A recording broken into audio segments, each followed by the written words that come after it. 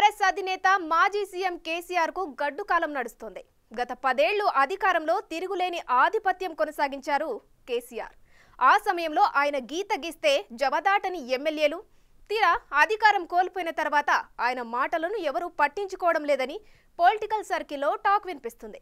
ఇన్నాళ్ళు తన వెనుక ఉండి సార్ అన్న నేతలు అధికారం చేజారాక ఇతర పార్టీల వైపు చూడడంతో కేసీఆర్ పరిస్థితి ముందు నుయ్యి వెనుక గొయ్యిలా మారిందని రాజకీయ వర్గాలు చెప్పుకుంటున్నాయి. తెలంగాణ ఏర్పాటు తర్వాత 10 ఏళ్ల పాటు అధికారం చెలాయించిన గులాబీ దళపతి తాజా పరిణామాలతో గడ్డు పరిస్థితి ఎదుర్కొంటున్నారంటూ వాదనలు వినిపిస్తున్నాయి.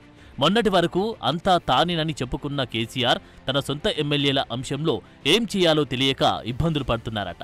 వరుసగా జరుగుతున్న పరిణామాలతో కేసీఆర్ ఉక్కిరిబిక్కిరి అవుతున్నారు. గ్రేటర్ పరిధిలో ఎమ్మెల్యేల సమావేశం ఏర్పాటు చేయగా దానికి ఒక్కరు కూడా హాజరు కాలేదు.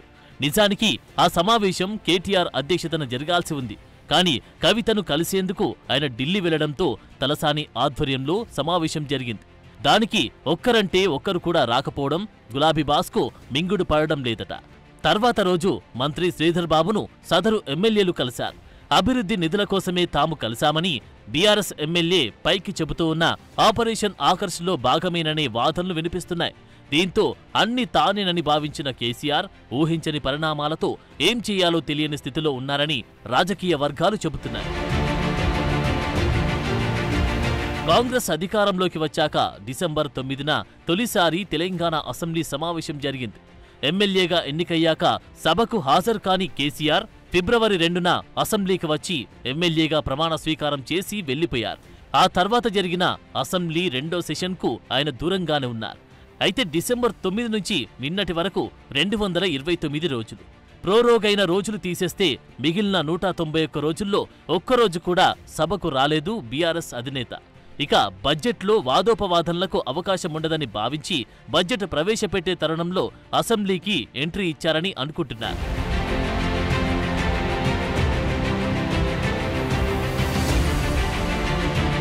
మరోవైపు అసెంబ్లీలో బడ్జెట్ ప్రవేశపెడుతున్న తరుణంలోనే బీఆర్ఎస్ ఎమ్మెల్యేలు Medigadda, Kannepalli pump house tour కొనసాగిస్తున్నారు. కానీ గ్రేటర్ హైదరాబాద్ బీఆర్ఎస్ ఎమ్మెల్యేలు కేసీఆర్ ఆదేశాలను పక్కన పెట్టేశారు.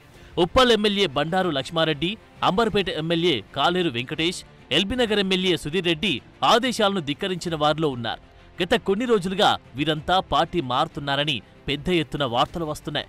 అందుకే నేతలు పర్యటనకు డుమ్మా కొట్టారని భావిస్తున్నారు. అసెంబ్లీ ఎన్నికల్లో బోర్లా పడిన బీఆర్ఎస్కు గ్రేటర్లో మాత్రం మంచి ఆదరణ లభించింది. ఆ ఎమ్మెల్యేలంతా ఇప్పుడు పక్కచూపులు చూస్తున్నారని ప్రచారం జోరుగా సాగుతోంది. అసెంబ్లీ సమావేశాల కంటే ముందే గ్రేటర్ హైదరాబాద్కు చెందిన బీఆర్ఎస్ ఎమ్మెల్యేలు కాంగ్రెస్ పార్టీలోకి చేరుతారని వార్తలు వచ్చినప్పటికీ చేరికకు ఇంకా ముహూర్తం ఫిక్స్ కాలేదని సమాచారం అందుతోంది.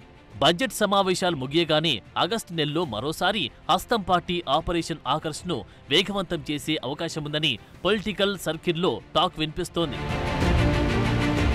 ఇప్పటికే రాష్ట్రంలో బీఆర్ఎస్ ఎల్పీ కాంగ్రెస్లో విలీనమయ్యే దిశగా అడుగులు పడుతున్నాయి. బీఆర్ఎస్ ఎమ్మెల్యేల సంఖ్య అప్పుడే 39 నుంచి 29కి తగ్గిపోయింది. అయినా కేసీఆర్ ఏం చేయలేకపోతున్నారు. కాళేశ్వరం ప్రాజెక్టు అవినీతి, విద్యుత్ కొనుగోలులో అవకతవకలపై విచారణలతో సతమతమవుతున్న మాజీ సీఎం పార్టీ పరిస్థితిపై ఎలాంటి focus పెట్టలేకపోతున్నారట.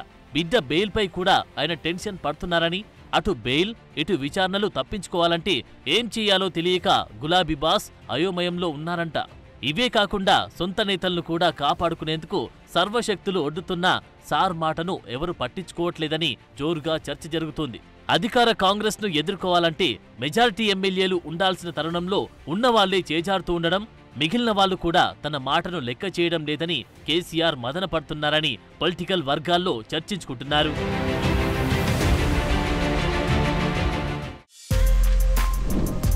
For more videos like this, subscribe Big TV channel.